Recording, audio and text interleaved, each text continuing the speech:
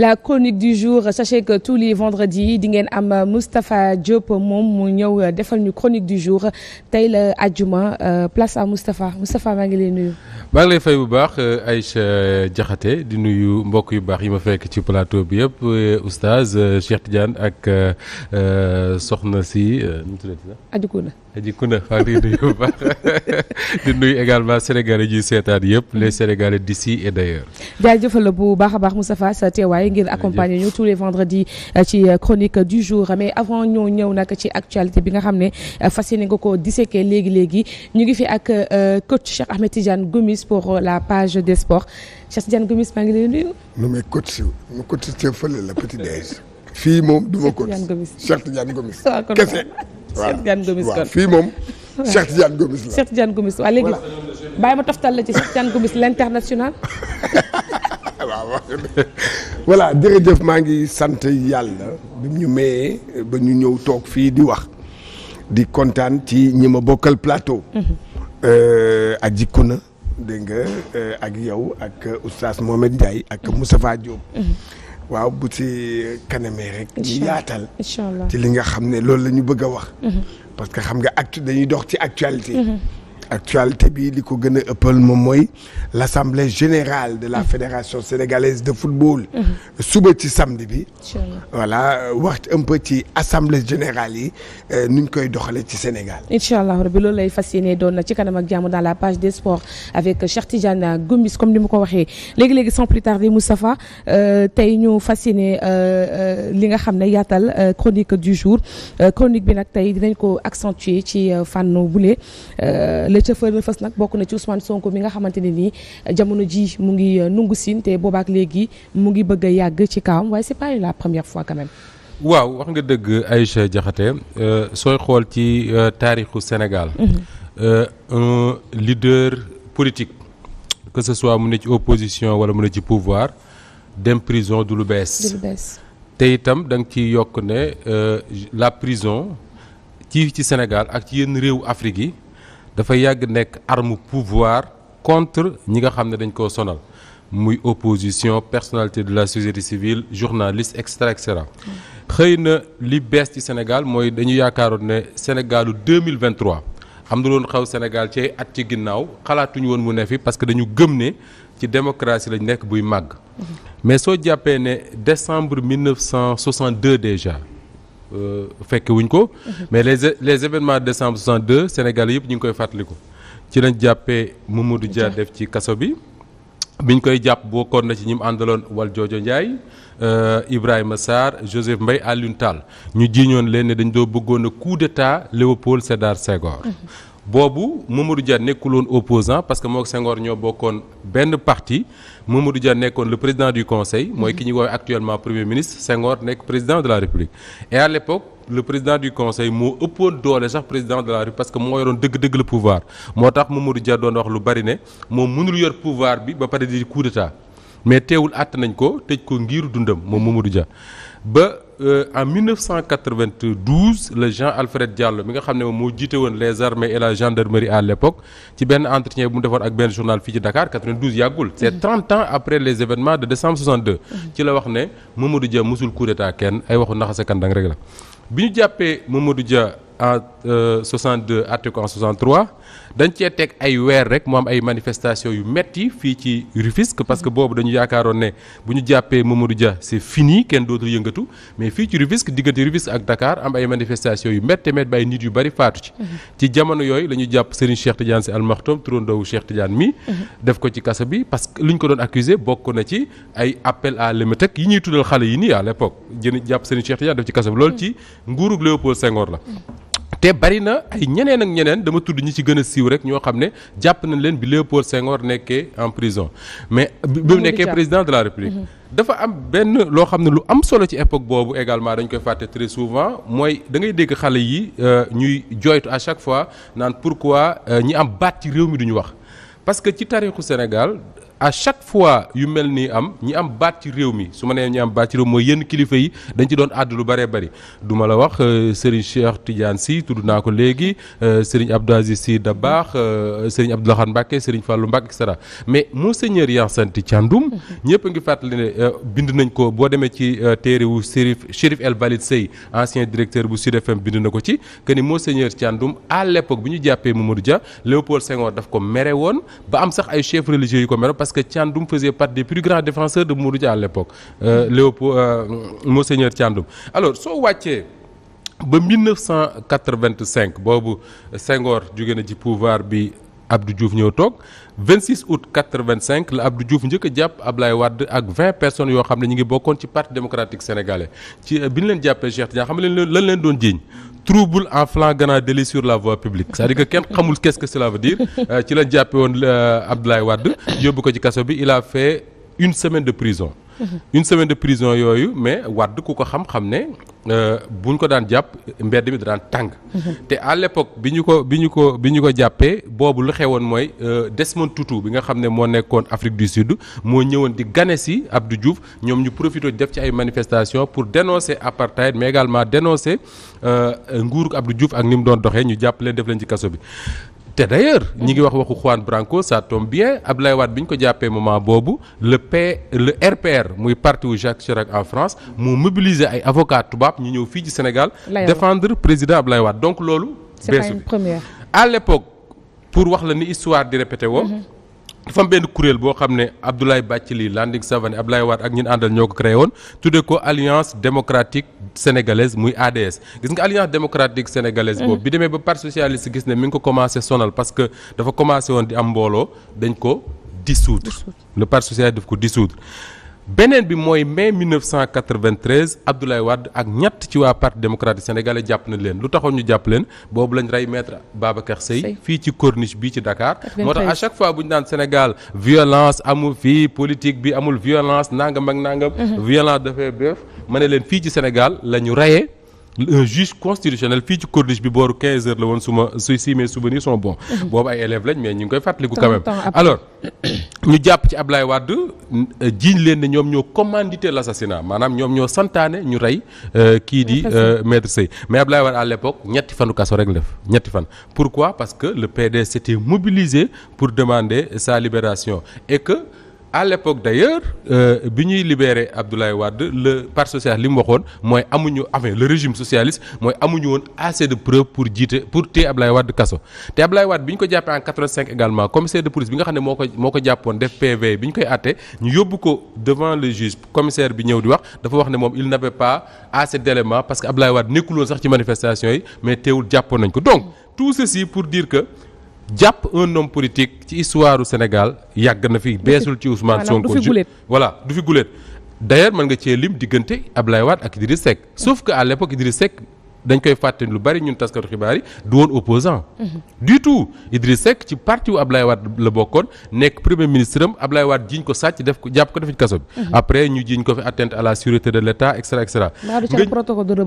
protocole de Rebeuss ci la génne très bien alors ñu ñëw ba ci Macky Sall nag moom moo xadd kaaba gi parce que Macky Sall moom bi mu faloo ba léegi képp koo xam ne yaakaar na ne war naa mën a nekk un opposant bu koy solal def na la ci kaso bi da ngay lim Karim Meïssa Wade moom moo ci jiitu Karim Wade mine de rien def na ay at ci kaso bi avant muy génn dem fële mu nekk dëkk bi Cheikh Tidiane dem Qatar boo jugee ci Karim Wade jëm ci Khalifa Ababacar Sall ñoom ñëpp li ñu leen jiiñ ci affaire koppar Karim Wade du woon détournement mais affaire enrichissement illicite la woon Khalifa Sall ñu ne caisse d'avance gi nekk ci mairie Dakar moo ko jënd ceeb ak dugub 30 millions par weer alors noonu ngay ñëwee di ñëw ba ci Ousmane Sonko la question qu'on doit se poser d'ailleurs mooy Ousmane Sonko comment il a fait ba 2019 bi mu jógee élection présidentielle ba 2023 muy doog a dem kaso man pour man sax c'est une performance que ce gosse là a signé pourquoi parce que parce que ñu bari y compris man ak yow ak keneen dañ doon wax ne Ousmane Sonko kenn ñemewu ko jàpp kenn ñëwu ko jàpp te li xew en mars 2021 wane na ne jàpp Ousmane Sonko du ndaw ñu jóge ci loolu Macky Sall finalement ñu dem ba nguuram non seulement jàpp na Ousmane Sonko mais yóbbu na ko kaso te dara yënguwul alors la question mooy comment Ousmane Sonko est tombé man dama yaakaar ne. maanaam nan la Macky Sall réussir. lan la Macky Sall réussir faire tomber Ousmane Sonko daf ciy bokk li ñuy wax un peu bon je ne sais pas génie wala intelligent mais en tout cas Macky Sall a été stratège parce que dans cette affaire là dama yaakaar ne dafa jouer ak Ousmane Sonko vers l'usure Cheikh Tidiane miy def sport xam na ko. mooy combat bi lu mu gën a yàgg. lu mu gën a yàgg di ko gën a arrangé moo tax il a pris tout son temps di xeex ak moom yenn saa yi ñu jàppante njoosante ba mu metti lool mu reculer comme ni Eumeu Sène di def ak Tapha Tine buñ dee bëre jusqu'à ce que mu sonn mu jàpp ko daal Ousmane Sonko dem na prison alors non seulement à l'usure lañ ko yóbbu mais également beneen affaire mooy Macky Sall j'ai l'impression que dafa réussir lenn mooy écarter ñëpp ñi nga xam ne yaakaaroon nañ ne bis bu ñu jàppee Ousmane Sonko ñoom ñoo war a téye le Pastef wala bu ñu ko bëggee jàpp ñoom ñooy taxaw ñëpp les gens se rendent compte tey jii que ne ku mel ne Bassirou Diomaye Faye mënul ñàkk ci Pastef pour mu nekk dëgg-dëgg appareil bi mu nekkoon Bilal Diatta le maire de Keur Massar bi nga xam ne les gens bi ñu commencé di wax naan Ousmane Sonko se sent trop seul parce que bi ñu koy jàpp fii ci corniche bi di toj vitre otoom di ko jël di yóbbu y avait pratiquement personne de son parti pour le protéger Bilal Diatta moomu jël combat bi ñu gis ko muy ànd ak Ousmane Sonko pendant ces jours là notamment à Cité Kër Góor gi bi ñu ko fa teree ne du dem permanence am et tout mais Bilal Diatta moom gars yi dañ ne ko ciix dem ci kaso bi finalement dañu esseler Ousmane Sonko ba jàpp ko jafewu leen mais à partir du moment où jàpp nañu Ousmane Sonko gars yi ñu yaakaaroon ne parce que Ousmane Sonko avait dit que ni moom bu bokkul ci élection présidentielle yi ce sera un chaos indescriptible dans ce pays jàpp nañ ko mi ngi prison bu Sébikotane radié nañ ko ci liste électorale yi dina bokk élection présidentielle déet rien n'est moins sûr mais Aïcha da ngay seetlu benn affaire mooy ne tas nañ partem aussi tas nañ partem dissoudre nañ ko mais li nga xam ne moom lañ yaakaaroon ne bu ñu ko bu bokkul ci élection yi bu ñu ko jàppee bu ñu tasee partiram réew mi jaxasoo ba kenn du xam fooy bay sa bopp loolu amul ma yaakaar ne dafa am ñaari mbir yoo xam ne même ñi bokk ci Pastef il ne se rendent pas finalement compte de ça moo di ne je pense que ni l'attitude de la population sénégalaise dafa déjouer même les plans du président Macky Sall pour ne pas dire les plans du pouvoir lu tax Cheikh Tidiane parce que boo dégloo Macky Sall dafa waxoon ne bis bu moom dina accepter ne du nekk candidat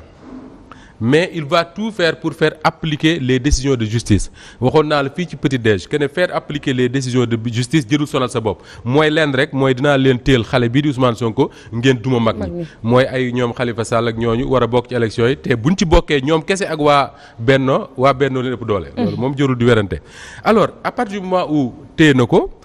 Macky Sall daf ci yokkoon benn affaire ci benn entretien bu mu defoon ak benn journal je ne sais plus lequel.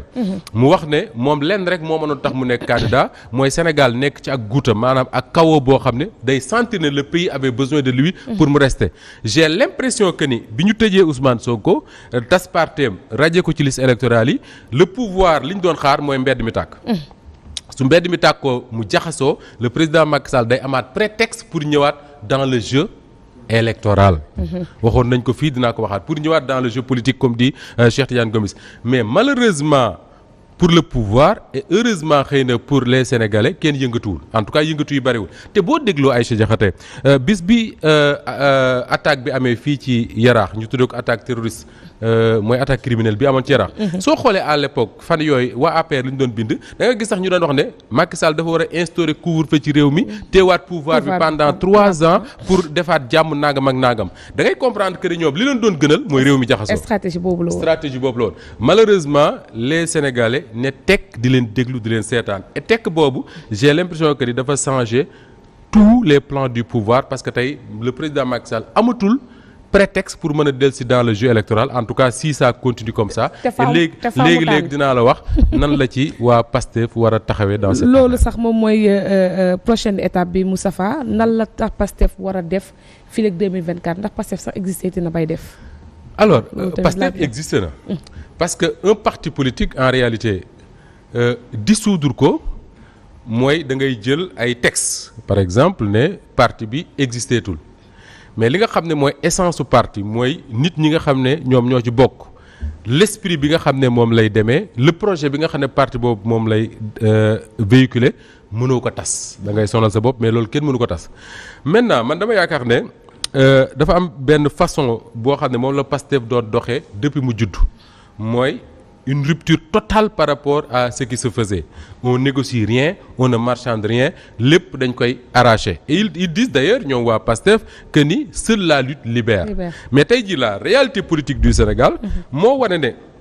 bi ñu téyewee Ousmane Sonko téye Fadilou Keïta avant téye Bassirou Diomaye Faye avant doog a téye Ousmane Sonko ak ñi nga xam ne ñoom ñoo ci topp ak presque 1000 personnes yu bokk ci parti boobu. La remarque Cheikh Tidiane moo di ne tey PASTEF nekkatul appareil bu mën a fonctionner comme ni mu doon fonctionner avant. ñu ñëw dolli leen ci ne dañoo dissoudre seen parti ça veut dire quoi que ni ñu doon réunion organisation mënatuñ ko ni ñu mënoon a organiser ay manifestations ay meetings ay rassemblements affaire yi mënatuñ ko donc fii ak 2024 il va falloir forcément que ñi nga xam ne ñoo bokk PASTEF qu'il se réinvente. Se réinventer mooy lan mooy. Ils disent que ni Ousmane Sonko mooy seen candidat te duñ ci génn ils en ont le droit ils sont libres de maintenir la candidature de Ousmane Sonko sauf que su fekkee dañoo dissoudre parti bi ne radié nañ Ousmane Sonko ci liste électorale yi fii ak 2024 le temps est tellement court que ni boo bëggee topp les recours saisir la justice nangam ak nangam ak nangam soo deful laag da nga xëy suba ñëwee la dimanche la ñuy voté tu n'auras pas le temps de régler toute cette histoire là mais dafa am loo xam ne Pastef da koo am te du ko ñàkk. mooy 2024 man pour man le PASTEF doit se dire quelque chose de très simple il se peut que Ousmane Sonko soit candidat mais ñoom PASTEF ils doivent se dire que par force dooley mbaam mu neex mu naqari ils seront à la présidentielle de 2024. Être à la présidentielle de 2024 ne veut pas dire que ni l'appareil PASTEF il sera forcément avec son candidat non mais l'esprit PASTEF mbooloo mi nga xam ne moom moo ko topp dafay bokk par force ci élection yi. mooy lan mooy su leen neexee ñu tànn. kenn ci seen biir créer seen coalition bu leen neex ak nu mu leen neexee ne candidat la su leen neexee parmi tous les gens yi nga xam ne ñoom lañ doon liggéeyal pendant Yewwi Askan Wi ak yooyu wala même un Sénégalais qui n'est même pas dans les partis politiques et tout mais qui peut porter un projet ñu ànd ak kooku xeex pour dem élection parce que politique également intelligence la xam nga dañuy wax ne le football c'est de l'intelligence en mouvement mais politique bi également intelligence la ci action bu ne à tout moment il faut savoir réfléchir et changer de stratégie par rapport ak li nga xam ne moom la adversaire bi su ma la déggee bu baax Moustapha da ngay sàkku ci projet Pastef fi ñoom projet bu fekkente ne parti bi non man awma lu may sàkku damay wax sama xalaat waaw li sa xalaat kon sa xalaat maanaam da ngay yaakaar peut-être ne que pour le projet Pastef focus 2024 bi mu waxoon da ci war a taxaw ni que 2024 dafa war doon changement parce que ñoom loolu lañ doon woote. xam nga ñu bari dañuy wax parfois naan le PASTEF a commis beaucoup d'erreurs dans sa façon de faire la politique ni muy demee am na sax ñu ne focus 2024 sax erreur la parce que un projet doo ko limiter ne en 2024 par la force dafa war a départ su départul on a l'impression que c'est fini. man ma ne je peux comprendre ça pourquoi parce que le PASTEF Cheikh Tidiane a grandi trop vite. parti yi ci Sénégal dañuy Ablaye Wade a fait 26 ans avant muy dem pouvoir. dafa Idrissa Seck ne ko bàyyi ñu dem 2024. exactement le PASTEF a grandi trop vite 2014 la juddu en 2019 mu jël 3e à la présidentielle ñu dem ci élection yi ja topp tey jii mu am ay maire ay député ay président de conseil un parti comme ça forcément dans sa stratégie dans sa marche de tous les jours day def ay erreurs mënoo ci dara parce que ni mu màggee moo gaaw mais dama ne. Le PASTEF également ils doivent se dire que ni c'est un parti très jeune avec des responsables très jeunes avec des militants très jeunes donc avantage bi ñu am ñoom sur cette autre classe politique là mooy li Idriss Seck di wax ne nañ bàyyi 2024 parce que ñoom ils ont le temps avantage boobu mooy avantage PASTEF par rapport ak ñoom c'est-à-dire que ñoom am na ñoo xam ne en 2024 ci classe ci langue politique am na ñoo xam ne en 2024 s'ils ne sont pas élus président de la République c'est fini comme juluk tubaab jeex na dootu nekk le PASTEF n'est pas dans ce cas le PASTEF peut aller jusqu'en 2030 pour élire son président donc loolu moo tax ma ne fii ak 2024 pour ñoom pour man il faut être plus intelligent dans la stratégie plus intelligent dans le combat contre le pouvoir lenn moo war a doon seen préoccupation actuelle mooy comment faire pour que Ousmane Sonko sorte de prison le plus rapidement possible bu ñu jugee ci loolu fexe ba Ousmane Sonko am l'état de santé qu'il avait parce que c'est très important pour mener un combat politique mais beneen boo xam ne également le PASTEF war na ko def Cheikh Tidiane mooy war nañoo fexe ba Ousmane Sonko nekk prison ñu tas seen parti ba pare mbooloo mi tas loolu la ñu war a éviter c'est différent mooy parti bi mën naa tas ba pare mbooloo mi mën a tas ça veut dire quoi que ne tey il faut mu am ñoo xam ne même Ousmane Sonko en prison mbooloo mi dafa war di gën a yokk gën di suudewu pour que cet appareil là ñu garder ko même si officiellement il est dissous. Officiellement il est dissous. Moustapha, merci pour la chronique du jour. Je pense que li xale naa raté nga large fatt nga fépp jaajëfal la bu baax a baax ci chronique ku tey bi jàppale ne àjjuma gu jot moom ngeen di àndal ci le réveil di sans voix ngir rek mu daal leen gindiku ci wàllu actualité ak toftal ci chronique yu am solo jaajëfal leen bu baax a baax mbokk yi ci topp geeg teewlu gi di fàttali ne yéen a ngi ba tey di suivre magazine Bilé le réveil matinal le réveil des sans voix. On poursuit tout de suite ci